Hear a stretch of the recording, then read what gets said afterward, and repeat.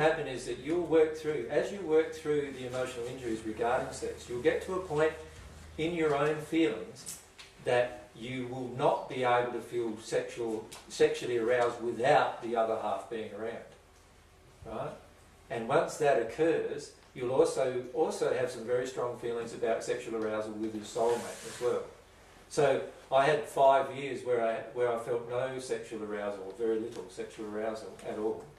And then as soon as I met my soulmate, it just all went haywire on me, right? Because I've dealt with a lot of the emotions about it, I knew straight away, and straight away I was also opened up sexually as well. I thought I was just getting old.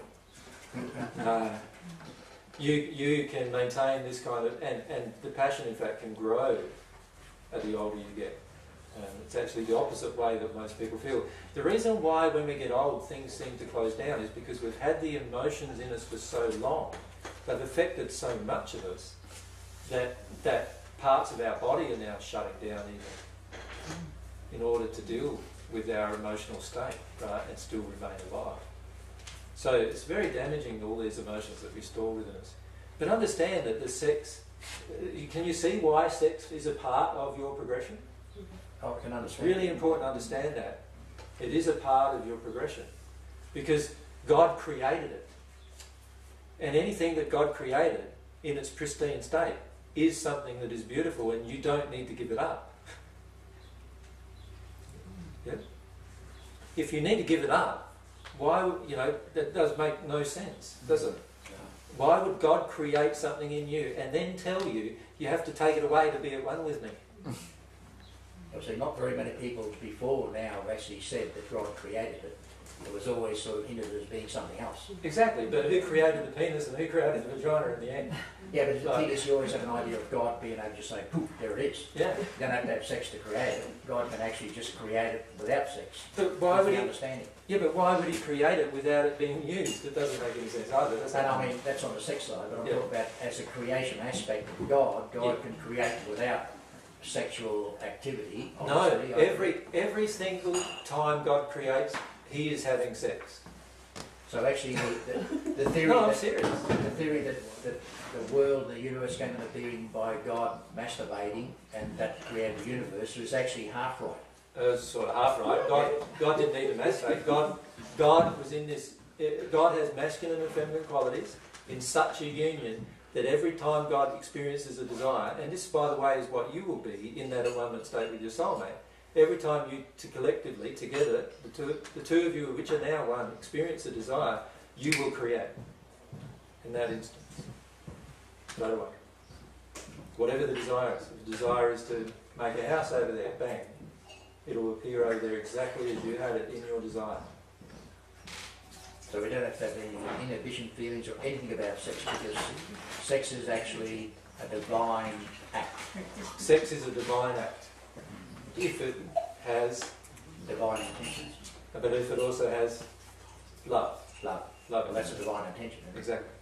If sex was created for creation, where do homosexuals fit in? They still have sex. Yeah. Like sex, remember, is an energetic transaction. The truth about homosexuals and heterosexuals is that on the earth form in the body, while they might not be able to create a child, they in the spirit world they constantly create through the sex act. Right? Mm-hmm. So if we look at what's happening from a mathematical point of view, some of you are mathematicians, I think, here, aren't they? You might be one or two. But you've all heard about standard deviation, statistics, and all those kind of things. Well, back to the school time, All right. Let's imagine for a moment that this axis along here is the sexuality of the soul in its union state. So let's call this end really, really male, and let's call this end dominantly female. Alright? Now in between there, due to just statistics, there'll be certain ones that fall between the 90 percentile range. And these ones in here will be a soul has two halves, and when they split, they will split into a masculine and feminine side. So they'll split it into a male, female dominant portion of the soul, which of course will attract a female body for this one, right? And a male body for this one. And there will be an attraction between each other. Agreed? Yep. And so you could say sexual attraction is not really sexual attraction, it's really soul attraction between the two halves of the soul. Follow me?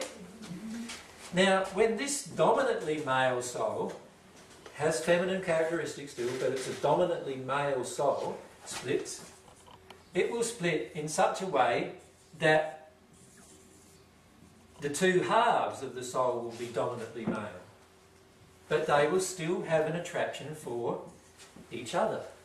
And this is also why some male homosexuals are feministic. Yeah, Others are not. that's and right. vice versa. Vice versa, yep. Because there is a mixture of masculine and feminine qualities, but they are together as the complete soul, more masculine than the average complete soul. There's no creation in either of those, either ends. When you say creation, there's only no creation when they have the sex act on earth. Right? But there is creation in many other aspects of their life on earth and in the spirit world. So the dominantly male soul that's in, say, the sixth sphere Yep. would be having sex, and they would be creating because it's that energy level where they can do that. It's to do with the energy transfer, remember? The feelings, the emotions that are transferred between the two that do the creation.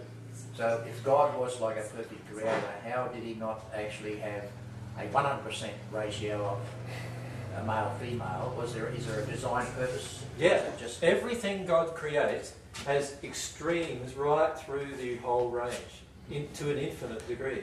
Yep. So there is actually an infinite degree of sexuality in the complete soul, not just what I've drawn here. And the infinite degree has yet to be experienced even, right, in either direction. And that's how God creates everything. There is an infinite variety of all of God's creatures. There is an infinite variety of all of God's natural creations, like plants and trees and so forth. There is an infinite variety of all of these things.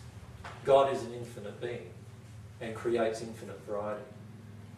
And so there is also an infinite variety of all the different types of souls when it comes to gender. so? If you're heterosexual and you're sort of like homophobic, as they call it, Yep, you've got an it's emotional actually, you actually got to actually understand that it's just the way their soul is, their soul personality design sort of thing. It's not that. There's something going on in your childhood that has caused you to have an emotional injury towards that particular sexual union. Yeah. And the key is to allow yourself to actually connect with that injury. And it might be an injury of shame about something that happened, something that, with regard to how your parents treated you or how your father felt about homosexuals and you want your father's approval. It can be really quite small like that. I've had situations within myself where I've been allergic to an animal because my father hated it.